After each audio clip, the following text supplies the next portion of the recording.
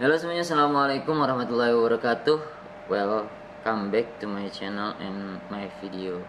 Video kali ini saya ingin menanggapi video dari Master Deddy Kobuser, dimana video beliau sedikit menyinggung tentang sekolah.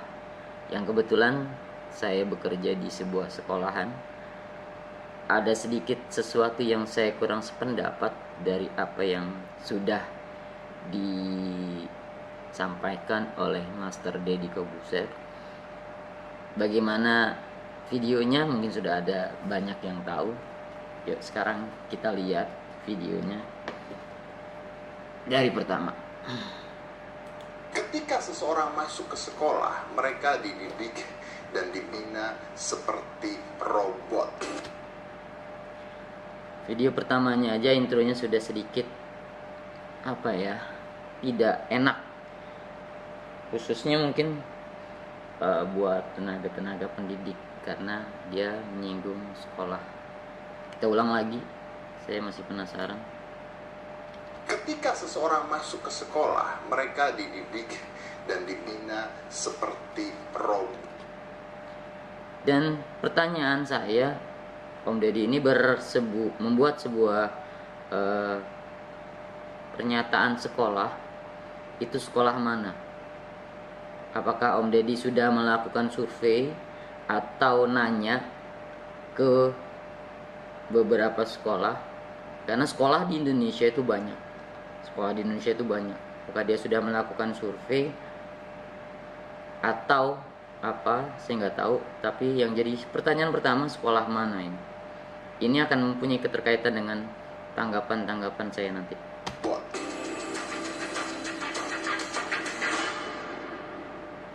Berapa banyak Anda mendengar bahwa orang-orang yang sukses di sekolah atau pintar di sekolah tapi gagal di dalam kehidupan nyata, gagal di dalam pekerjaan mereka ketika mereka lulus dari sekolah atau dari kuliahnya. It's a lot and it's a plenty, dan banyak sekali. Teman-teman saya dulu yang paling pintar-pintar di kelas, sekarang kerjanya jadi bisa dibilang oke, tapi tidak sukses. They're not rich, they're not happy with their life. Why? Penjelasannya sebenarnya sederhana. Ketika seseorang masuk ke sekolah, mereka dididik dan dibina seperti robot. Ya, seperti robot. Tahukah Anda bahwa mata pelajaran itu dibuat berdasarkan sesuatu yang sudah dibuat dari zaman dahulu kala, ya, tetap pada pakemnya seperti itu, lalu dirubah-rubah dikit-dikit oleh orang-orang yang bahkan tidak mengerti tentang pekerjaan di luar sekolah tersebut. Yang namanya menyusun sebuah kurikulum itu nggak gampang. Mungkin Om Deddy bisa ngomong seperti ini karena dia tidak menyusun. Dan pertanyaannya lagi, tadi ada sebuah ucapan orang yang kurang mengerti dari sekolah tersebut, di luar sekolah. Pertanyaannya dibalik. Om Deddy membuat video ini apakah sudah kompeten dengan apa yang dia punya?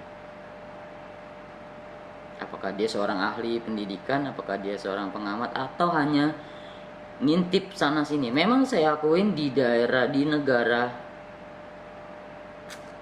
nomor satu yang siswanya diperkenankan memilih mata pelajaran Swedia atau apa gitu, negara apa saya lupa, nanti saya coba lihat lagi. Jadi dia mungkin melihat itu di negara lain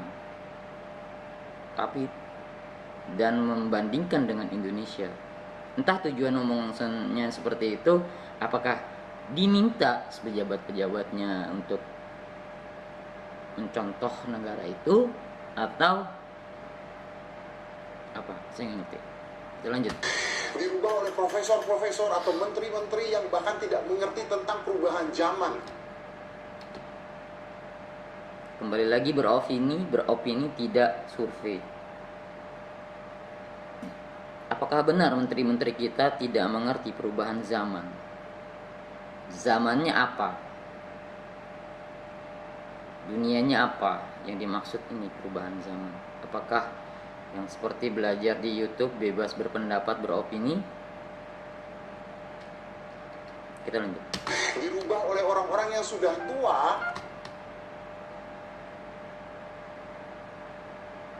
Orang-orang yang sudah tua usianya dan tidak siap untuk berada di zaman yang baru. Itu masalah yang pertama. Masalah yang kedua, anak yang sekolah itu diajarkan tata krama seperti di militer. Kita ulang dikit. Masalah yang pertama. Masalah yang kedua, anak yang sekolah itu diajarkan tata krama seperti di militer, yang tidak boleh melawan gurunya kalau mereka merasa bahwa ini salah. Kembali lagi pertanyaan, sekolah mana yang melakukan itu? Setahu saya, anak tidak diajarkan secara militer karena ada undang-undangnya. Kalau kita melakukan itu, bisa menuju kepada undang-undang bullying atau perlindungan anak. Nah, ini kembali lagi, sekolah mana? Om Deddy ini menganalisis sekolah mana yang dianalisis, berapa sekolah. Tidak boleh melanggar aturan yang ada di sekolah. Tidak boleh melanggar peraturan. Ya, sebuah peraturan yang seharusnya tidak boleh dilanggar, karena tujuannya mendisiplinkan. Disiplin itu perlu untuk hidup. Disiplin itu perlu. Sukses perlu disiplin. Latihannya di sekolah. Tidak boleh tidak mengerjakan PR. Itu bentuk sikap sebenarnya. Tidak boleh tidak mengerjakan PR. Guru memberikan PR atau tugas untuk mengetahui hasil kemampuan siswa tersebut, menugaskan siswa mengerjakan PR. Apakah itu sebuah bukti apakah dia belajar atau enggak? Tugas itu perlu, PR itu perlu. Dan kalau nggak ngerjain PR, berarti dia nggak belajar. Tidak boleh jelek dalam pelajaran. Tidak boleh jelek dalam pelajaran. Yang namanya belajar, berusaha baik. Kalau jelek, ya harus diperbaiki. Dalam artian nggak boleh jelek itu, ya harus ada upaya belajar, usaha. Dan ulangan. Bagus memang, tapi ada masalah. Ketika Anda dilarang hal-hal seperti itu, artinya Anda belajar hal di mana hidup Anda diatur dan teratur. Sekolah itu bukan tentang kehidupan. Sekolah itu tentang pendidikan, ilmu. Kehidupan itu ada dunianya lagi, Om Ded. Kalau di sekolah mengajarkan tentang kehidupan, ya nggak sampai selesai. Kalau tingkat SMP nggak cukup 3 tahun. Kalau SD nggak cukup 6 tahun. Kalau mengajarinya tentang kehidupan. Tapi memberikan sebuah wawasan kepada siswa untuk berpikir. Sedangkan dalam hidup yang benar, kenyataan yang benar, hidup kita tidak pernah diatur dan tidak pernah teratur. Kembali lagi dan tidak teratur, itu hidup yang mana ya? Hidup Om Deddy kah? Apakah dia bebas, dia mau tidur, mau makannya kapan aja? Yang disarankan itu makan pagi, siang, malam. Belajar waktunya, ada waktu istirahat, itu kan teratur. Belajar di sekolah, di rumah, ngerjain PR, malam istirahat, tidur, pagi. Om Deddy tidak melakukan itu. Lanjut. A bisa sama dengan C. Sudut pandang apa? Logika. And it's so different dengan keadaan yang seperti ada di sekolah. Oke. Yang ketiga adalah anak-anak yang ada di sekolah itu dididik secara sama rata. Mereka kehilangan satu hal yang disebut dengan, Kalau sama rata setuju memang. ada sebuah kurikulum yang mengatur pengetahuan. Ini bicara pengetahuan lagi, bukan kehidupan. Bicara lagi ke pengetahuan, wawasan, ilmu, bukan kehidupan. Uniqueness atau keunikan diri sendiri. No. Keunikan siswa itu bisa dilatih di ekskul yang ada di sekolah tersebut. Keunikan biasanya keterampilan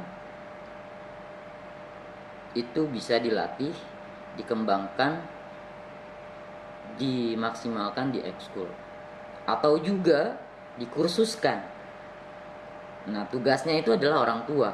Kalau orang tuanya tahu kemampuan anaknya, silakan dikursuskan. Privat. Anaknya Om Deddy sudah privat dengan apa? Kemarin saya lihat bela diri. Itu privat. Itu tugasnya orang tua untuk memperkaya keterampilannya. Bukan sekolah lagi tugasnya. Tugasnya hanya sekolah itu memfasilitasi. They don't have that. Karena mereka diajarkan pelajaran yang sama, entah apapun yang mereka suka dan mereka tidak suka, mereka diajari pelajaran yang sama dan harus mendapatkan bagus di semua pelajarannya. Jadi pelajaran matematika sampai agama sampai IPS harus bagus. Namanya belajar diusahakan bagus. Jelek remedial, istilah sekarang, diperbaiki. Dia melakukan remedial, ada sebuah usaha. Dan manusia nih, kita lanjut. Semuanya yang ada di kelas. Well, manusia unik. Ketika mereka kerja, kerjaannya beda-beda. Om Deddy bilang manusia unik. Setiap manusia betul banget unik. Ada perbedaan itu. Nah, tingkat pemahamannya pun pasti berbeda-beda. Makanya kenapa ada peringkat 1 sampai peringkat paling akhir. Karena tingkat kemampuan penangkapan materi belajarnya itu beda-beda. Bayangkan bagaimana caranya mereka bisa sukses ketika dididiknya semuanya sama. Bayangkan sekolah, kembali lagi, sekolah itu basically wawasan secara basic. Kalau mau masuk ke arah keterampilan, bisa jalannya kursus privat atau yang lainnya, bimbel. Itu belajar juga. Dan seperti tadi saya bilang, mereka ada aturan-aturan yang tidak boleh dilanggar. Dan itu sebenarnya membuat kreativitas seseorang menjadi mati. Siapa bilang kreativitas mati? Yang dilanggar, peraturan yang nggak boleh dilanggar adalah peraturan tentang tata tertib, tentang disiplin. Tidak dilarang untuk berkreativitas. Tidak dilarang untuk melatih keterampilan mereka. Ini merujuk lagi, sekolah mana sih sebenarnya Om Deddy ini? Dan menjadi terhenti. Ketika mereka keluar dari sekolah, mereka mengalami hal yang nggak seperti ini ternyata hidup di luar sekolah. Memang betul nggak seperti ini hidup di luar sekolah, karena memang berbeda dunianya. Dunianya berbeda. Sekolah itu dunianya untuk belajar, mencari ilmu pengetahuan. Dunia luar sekolah itu tentang kehidupan. Belajarnya ya dari pengalaman, dari orang tuanya, dari orang-orang yang jauh lebih dulu mengalami sebuah peristiwa atau kejadian. Om Deddy bisa menceritakan pengalamannya kepada anak-anaknya, bisa menceritakan kepada subscriber Anda, subscribernya Om Deddy. Tapi sekolah itu mencari ilmu pengetahuan, bukan mencari kehidupan, sukses dalam kehidupan. Semuanya berbeda. 1 tambah 1 belum tentu 2, bisa aja ditipu. Itu lain lagi ceritanya. Itu bukan bicara tentang logika. Kalau logikanya 1 tambah 1, 2. Nah, bicara lagi kalau filosofi, filsafat. Filsafat 1 tambah 1 memang bukan 2. Mungkin juga bisa 4 atau 8 atau berapa. Filsafat, ilmu filsafat. Itu ada di mana? Di sekolah, universitas. Tentang filsafat. Nah, ini sosial. Yang dibilang ketipu, itu sosial. Itu ilmu sosial. Ilmu sosial tidak, iya betul yang dibilangnya Om Deddy.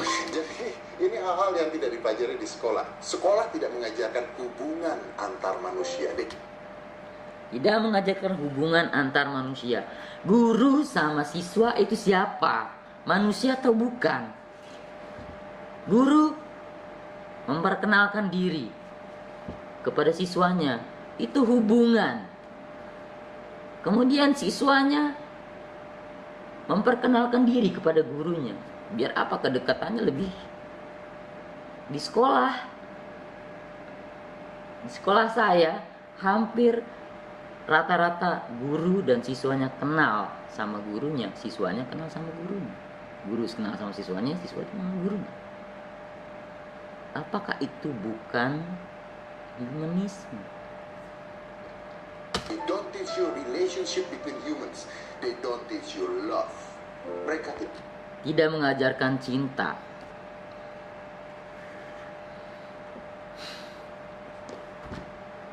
Kalau mereka tidak mengajarkan cinta, bagaimana siswa-siswanya bisa menerima ilmu-ilmunya?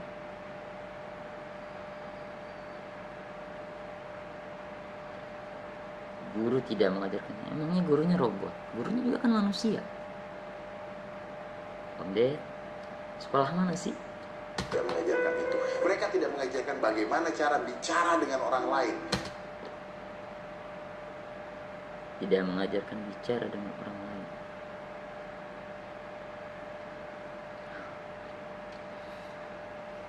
Mereka tidak mengajarkan bagaimana cara berbohong pada orang lain. Nah, berbohong itu tidak diajarkan. Tidak diajarin aja, dikerjain berbohong. Apalagi yang diajarin Om Ded. Yang gak diajarin aja dilakuin.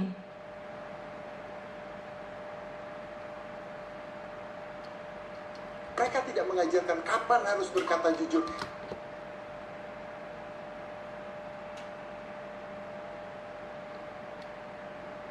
Enggak setuju.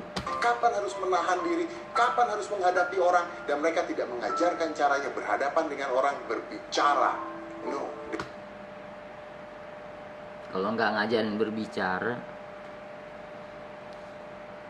waduh, terus terang apa ya? Saya pribadi sebenarnya walaupun saya bukan seorang guru, tapi Om Deddy bicara seperti itu sedikit terpukul. Mungkin bukan sedikit, banyak kali, banyak terpukul. Kenapa? Om Deddy berargumen bahwa beranggapan semua tenaga pendidik itu bukan seperti manusia, tidak mengajarkan cinta, tidak mengajarkan hubungan antar manusia. Om Deddy sekolah atau enggak sih? Anaknya sekolah atau enggak sih? Teman-temannya atau tim suksesnya Om Deddy sekolah atau enggak? They don't teach you that. Dan ketika mereka masuk ke dalam alam yang sebenarnya, mereka akan dihadapi dengan hal-hal seperti itu. Kebutuhan skill untuk bicara itu paling penting. Kebutuhan untuk relationship atau hubungan dengan orang lain itu paling penting. Ada ilmu sosial, relationship, ilmu sosial, ilmu berhubungan dengan orang lain, itu ilmu sosial ada. Karena segala suatu bisnis apapun itu is about relasi, dan itu tidak